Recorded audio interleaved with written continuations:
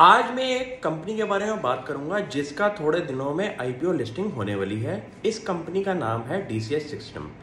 Company का जो core business है वो हमारा डिफेंस और एरोस्पेस इंडस्ट्रीज के रिलेटेड है और कंपनी की जो प्रोडक्ट ऑफरिंग है वो है हमारी सिस्टम इंटीग्रेशन को लेके, जो कि हमारे कम्युनिकेशन के अंदर बहुत ज़्यादा ज़रूरी है। और कंपनी का जो बिजनेस है उसके अंदर प्रो गवर्नमेंट पॉलिसीज़ की वजह से कंपनी को बहुत ज़्यादा रेवेन्यू विजिबिलिटी आने वाले फ्यूचर में दिखाई देती है।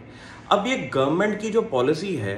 इसके बारे में हम सबसे पहले बात करते हैं। हमारी गवर्नमेंट का सिंपल सा एक मैंडेट है कि उनको मेक इन इंडिया कैंपेन में जितनी भी मैन्युफैक्चरिंग फैसिलिटीज़ हैं चाइना से जो हम चीज़ें इंपोर्ट करते हैं वो सेम फैसिलिटीज़ को इंडिया में क्रिएट करना है, जिसके लिए हमारी गवर्नमेंट दिन रात लगी हुई है। और जो भी इंडियन कंपनी उस प्रोडक्ट ऑफरिंग को इंडिया में बनाने की बात करती है तो गवर्नमेंट उनके साथ जुड़ने की भी प्रेडिक्टेबिलिटी और रेवेन्यू की बात करने को आती है। तो यही हो रहा है हमारी डीसीएक्स कंपनी के साथ कि कंपनी के जो कस्टमर बेस हैं वो आप कह सकते हैं कि इंडिया की जितनी भी डिफेंस की कंपनीज हैं वो जुड़ी हुई हैं और जितने भी डिफेंस के कॉन्ट्रैक्ट्स होते हैं वो बहुत आसानी से किसी कंपनी को नहीं मिलते, क्योंकि ये एक इंडिया की रेपुटेशन वाले कॉन्ट्रैक्ट्स होते हैं जिनके अंदर गड़बड़ी की गुंजाइश नहीं हो सकती। तो कंपनी ने ये प्रूव कर दिया है कि उनके जो कस्टमर बेस हैं उससे मार्केट के अंदर एक ट्रस्ट नाम की चीज़ बनी हुई है। तो ये है हमारी कंपनी का एक बहुत बड़ा पॉजिटिव एट्रीब्यूट। अब कंपनी की वैल्यूएशन के बारे में बात करें कि कंपनी का जो आईपीओ प्राइसिंग है वो मुझे बहुत सही लगी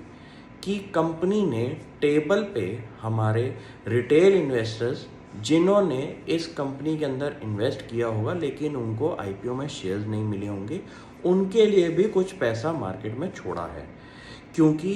कोई कंपनी अगर अपना शेयर प्राइस जब मार्केट में उतारती है तो वो अगर ओवर वैल्यूड होगा तो रिटेल पार्टिसिपेंट्स को पैसा कमाने का मौका नहीं मिलता। तो ये अगर प्राइसिंग की बात करें तो डीसीएस सिस्टम की प्राइसिंग आईपीओ की बहुत सही है और कंपनी की जो मार्केट कैप होगी during the time of listing वो अराउंड 2000 करोड़ की होगी। और अगर हम कंपनी की वैल्यूएशन की बात करें तो वो एक ठीक ठाक वैल्यूएशन रेंज पे कंपनी अपना शेयर उतार रही है। अब बात कंपनी के एक छोटे से रेड फ्लैग की बात करते हैं कि मार्केट में आप अगर अनाउंस कर रही हैं कि आपके पास बहुत बड़े बड़े डिफेंस कॉन्ट्रैक्ट्स हैं, आप सिस्टम इंटीग्रेशन जैसी टेक्नोलॉजी के अंदर काम करते हैं, तो आपका रेवेन्यू तो हमने ढंग से देख लिया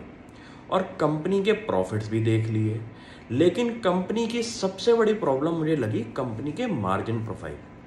अगर आप दिखा रहे हैं कि आपका एबिटा मार्जिन अराउंड 1 से 1.5% या 2.5% के आसपास का बन रहा है, तो मुझे इस बिज़नेस की जो प्राइसिंग पावर है उसमें कुछ डाउट्स आ रहे हैं कि ऐसे बिज़नेस के अंदर आप 2-2.5% के मार्जिन पे काम करेंगे तो अगर आपका बाई चांस कुछ प्रोडक्ट के अंदर दिक्कत आ जाए और आपका कस्टमर इस प्रोडक्ट को मना कर दे तो कंपनी का बिजनेस ही बैठ जाएगा।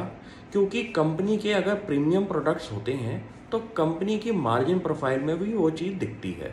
तो ये एक मेरे लिए रेड फ्लैग है जिसकी वजह से मैं इस आईपीओ को ढंग से स्टडी करूँगा आगे कि कंपनी का जो फ्यूचर है उसमें अगर कंपनी प्रीमियम ऑफरिंग लेके आती है अपने प्रोडक्ट्स के अंदर और कंपनी अपनी मार्जिन प्रोफाइल को भी बढ़ाने की बात करती है तो इस कंपनी का फ्यूचर मुझे ब्राइट दिखता है। बट अगर कंपनी अपने मार्जिन्स नहीं बढ़ा पाड़ी और पिछले कुछ 3-4 साल के अगर हम मार्जिन्स की बात करें तो वो एक ठीक ठाक रेंज में चल रहे हैं, जो कि आपकी टेक्नोलॉजी ओरिएंटेड कंपनीज के हिसाब से काफ़ी कम मार्जिन है। तो ये तो हुई मेरी एक एनालिसिस और आप इस एनालिसिस को भी अपनी इन्वेस्टमेंट प्रोफाइल के अंदर तय करें कि अगर कोई कंपनी कुछ 2-2.5% का एबिटा मार्जिन कर रही है तो कंपनी के जो फ्यूचर में ऑपरेशंस हैं, सपोज कंपनी को अपना एक्सपेंशन करना है तो कंपनी के पास आपका इंटरनल कैश एक्रूवल ही नहीं होगा कि वो नए बिजनेस में पैसा डाल सके। तो ऐसी कंपनियों के जो फ्यूचर होते हैं वो इतने ज़्यादा ब्राइट नहीं होते। और हिस्ट्री ये कहती है, अगर आप एग्जाम्पल लें एप्पल का, तो एप्पल कम से कम 35 से 40% के मार्जिन पे काम करता है, तभी वो दुनिया का सबसे बड़ा प्लेयर है टेलीकॉम इंडस्ट्री के अंदर। कि उनकी R&D के अंदर ही इतनी इन्वेस्टमेंट होती है कि उनके जो प्रोडक्ट्स मार्केट में उतर रहे हैं वो एक प्रीमियम प्राइसिंग के प्रोडक्ट्स होते हैं, और प्रीमियम प्राइसिंग के प्रोडक्ट्स के अंदर आपको मार्जिन्स भी बनते हैं और आप कॉन्टिन्यूस R&D करके अपने और प्रोडक्ट्स मार्केट में उतारते हैं। तो कोई भी बिजनेस में अगर मार्जिन्स हैं और उस बिजनेस के अंदर आपको सिमिलर ग्रोथ डिफरेंट प्रोडक्ट्स में दिखाई देती है, तो उन कंपनीज में आप ज़रूर नोटिस करें कि वो कंपनीज ने शेयर होल्डर रिटर्न भी बहुत ज़्यादा दी होगी। Thank you.